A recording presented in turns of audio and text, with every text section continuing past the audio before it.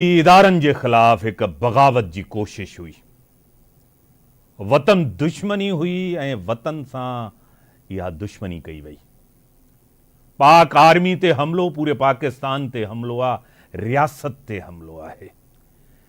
DGISPR ने जिस तरह कहा कि ये PTI उनके चेयरमैन डायरेक्ट इन्वॉल्व हैं उनकी पार्टी, आज जिस तरह एक स्टेटमेंट आपकी नज़र से भी गुजरा होगा, जिस तरह साबका सदर डॉक्टर आरिफ अलवी साहब ने भी कहा कि हाँ कुछ पार्टी के लोग हो सकते हैं, अब तो कोई ऐसी शक की बात नहीं है।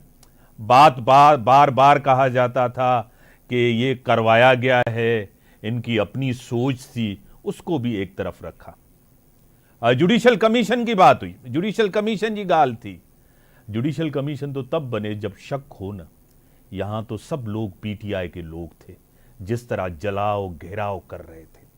सख्त से सख्त सजा मिलनी चाहिए 9 मई को। आज जिस तरह अफवाज पाकिस्तान ने कहा, ये स्याह तरीन बाब होगा, ये स्याह दिन होगा पाकिस्तान की तारीख में। और पाक फौज ने एक तहम्मुल का मुजाहरा किया। पाक फौज और अवाम को लड़वाने के लिए एक कोशिश की गई। सख्त से सख्त सजा मिलनी चाहिए। 1 साल हो गया है, अभी तक उन किरदारों को सजा नहीं मिली। मुझे स्टूडियो में ज्वाइन किया है, खुद एंकर पर्सन है, तज्जिया निगार हैं, एकेडमिक हैं, सीनियर तज्जिया निगार हैं, खतीजा राठौड़ साहबा मेरे साथ हैं। खतीजा साहबा, मैं आपको वेलकम करता हूँ अपने show. Thank you very much Imtiaz साहब। 1 साल गुजर गया है, आप, हम, पूरी कौम पाक अफवाज के साथ है। जिस तरह हमले किए गए, जलाओ घेराव किया गया, क्या कहेंगी खतीजा साहब?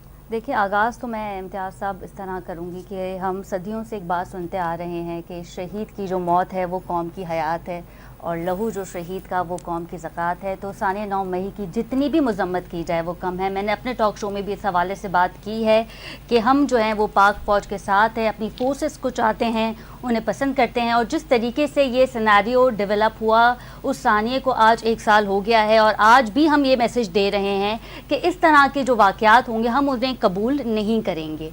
लेकिन साथ ही साथ अगर हम थोड़ा बैक पे जाएं या उस दिन को हम याद करें जब ये वाक़या हुआ था, तो आप भी जानते हैं, हम भी जानते हैं कि खान साहब उस वक्त जो है वो हाई कोर्ट में मौजूद थे। और जब ये दिखाया जा रहा था या बताया जा रहा था कि खान साहब की जो है वो मुमकिन गिरफ्तारी हो जाएगी, जो कि हुई नहीं थी, लेकिन उसके बाद जो है वो खान साहब जेल चले गए थे, तो वो जो एक मैसेज दिया जा रहा था कि खान साहब की फ़ैन फॉलोइंग है, और जिस तरह तनसीबात पे हमले हुए, एक कोर कमांडर पे हमला हुआ, PTV जो हमारा इदारा है, रेडियो पाकिस्तान पे हमला हुआ, ये एक प्लानिंग के तहत हुआ। ये ऐसा नहीं था कि आप एक फ़ोन कॉल पे आपको ये कह दिया जाए कि आप फ़ौरन आ जाएं, लोग आ जाए, असला आ जाए। इसकी प्लानिंग जो है वो काफ़ी अरसे से थी, काफ़ी दिनों से जो है इसकी प्लानिंग जारी थी।